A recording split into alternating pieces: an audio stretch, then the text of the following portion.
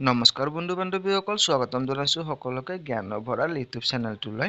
এইটো ভিডিঅ'ত আজি আমি আলোচনা কৰিম যিটো Assam science technology and environment কাউন্সিলৰ তৰফৰ পৰা ৰিকুৱাৰমেণ্ট ওলাইছে, সেইটোৰ ওপৰতে জুনিয়ৰ এছিষ্টেণ্টৰ ভেকেঞ্চি আৰু পোষ্ট আছে 4টা। সম্পূৰ্ণ এই ভিডিঅ'টোত আলোচনা কৰিম কেনেকৈ এপ্লাই কৰিব, কি ভেকেঞ্চি আছে, গোটেইখিনি আজি আমি এইটো ভিডিঅ'ত আলোচনা কৰিম। বলক পলম নকৰি ভিডিঅ'টো আৰম্ভ কৰোঁ। আপোনালোকে স্ক্ৰীণত বন্ধুসকল দেখিব পাইছে 3টা পোষ্ট হৈছে জুনিয়ৰ এছিষ্টেণ্টৰ আৰু এটা পোষ্ট হৈছে জুনিয়ৰ একাউণ্টছ এছিষ্টেণ্টৰ। ঠিক আছে, তো আপোনালোকে এপ্লাই কৰিবলৈ কেনেকৈ কি কৰিব মই কৈ দিছোঁ। চাওক, যিটো ইয়াৰ ডিটেইলছখিনি চাওক। নেম অফ দ্য পোষ্ট হৈছে জুনিয়ৰ এছিষ্টেণ্ট। টোটেল ভেকেঞ্চি হৈছে 3টা আৰু যিটো চেলেৰি দিয়া হ'ব 14,000 টকাৰ পৰা 49,000 টকালৈকে আৰু গ্ৰেড পে দিয়া হ'ব 6,200 টকা। আৰু যিটো এইটো কেটেগৰী ৱাইজ ভেকেঞ্চি হৈছে, এটা হৈছে আনৰিজাৰ্ভৰ কাৰণে, এটা হৈছে STৰ কাৰণে আৰু এটা হৈছে OBCৰ কাৰণে।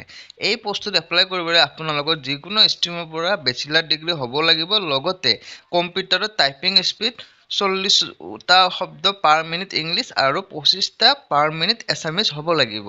ঠিক আছে, নেক্সট আপোনালোকৰ যিটো ভেকেঞ্চি আছে সেইটো হৈছে চাওক, এটা ভেকেঞ্চি হৈছে পোষ্ট জুনিয়ৰ একাউণ্টছ এছিষ্টেণ্ট। এইটো আনৰিজাৰ্ভ কেটেগৰীৰ হয়, গতিকে সকলোৱে এপ্লাই কৰিব পাৰিব। আৰু এইটো Assam science and technology environment council in the pay band to 14,000 টকাৰ পৰা 49,000 টকালৈকে দিয়া হ'ব। আৰু লগতে যিটো গ্ৰেড পে আছে, গ্ৰেড পে দিয়া হ'ব 7,400 টকা উইথ আদাৰ এলাউঞ্চেছ যি থাকিব সেইখিনি পোৱা যাব। ঠিক আছে, তো এইখিনি হৈছিলে এডভাৰটাইজমেণ্টৰ ডিটেইলছ। এতিয়া চিলেকশ্যন প্ৰচিডিউৰ চাওক। আপোনালোকে এপ্লাই কৰিবলৈ কি কৰিব লাগিব, লাষ্ট ডেট হৈছে 20 এপ্ৰিল 2026। 20 এপ্ৰিলৰ আগতে আপোনালোকে এপ্লাই কৰিব লাগিব।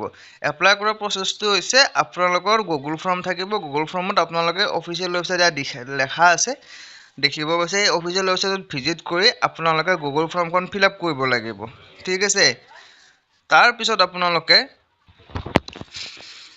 নেক্সট আপোনালোকে এইখিনি যেতিয়া এপ্লিকেশ্যনটো অনলাইন এপ্লাই কৰি দিব, তাৰপিছত আপোনালোকে দেখিব পাইছে এয়া কেনেকৈ আপোনালোকৰ এক্সামটো কণ্ডাক্ট হ'ব। এয়া আপোনালোকে যদি এপ্লাই কৰে তেনেহ'লে মেক্সিমাম অফ 25 মাৰ্কছ থাকিব SSLCৰ তৰফৰ পৰা, 25 মাৰ্কছ থাকিব হায়াৰ ছেকেণ্ডেৰীৰ তৰফৰ পৰা আৰু 50 মাৰ্কছ থাকিব গ্ৰেজুৱেট এক্সামিনেশ্যনৰ তৰফৰ পৰা।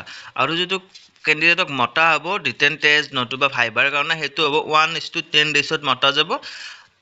আৰু যিটো ৰিটেন টেষ্ট হ'ব সেইটোৰ টোটেল 100টা মাল্টিপল চইচ কুৱেশ্যন থাকিব আৰু প্ৰত্যেকটোৱে 1 মাৰ্ক কেৰি কৰিব। ঠিক আছে, আৰু যিটো আহিব এক্সামত সেইটো আহিব ক্লাছ 10 ষ্টেণ্ডাৰ্ডত মেথামেটিক্স, জেনেৰেল ছায়েন্স, ইংলিছ আৰু ছ'চিয়েল ছায়েন্সৰ এগেইনষ্টত আহিব। ঠিক আছে, আৰু বেষ্ট অন ৰিটেন টেষ্ট যিসকলে চিলেক্ট হয় তেওঁলোকক ভাইবাৰ কাৰণে মাতা যাব 1:3 ৰেচিঅ'ত। ঠিক আছে, তো এনেকৈ আপোনালোকে এপ্লাই কৰিব আৰু আপোনালোকে এইখিনি কৰিব পাৰিব। যদি কিবা ডাউট থাকে কমেণ্ট বক্সত জনাব। এইখিনি আছিল ভিডিঅ'টো। এপ্লাই কৰিলে বহুত ইজি হয়, আপোনালোকে এপ্লাই কৰি দিব, কোনো ডাউট নাই।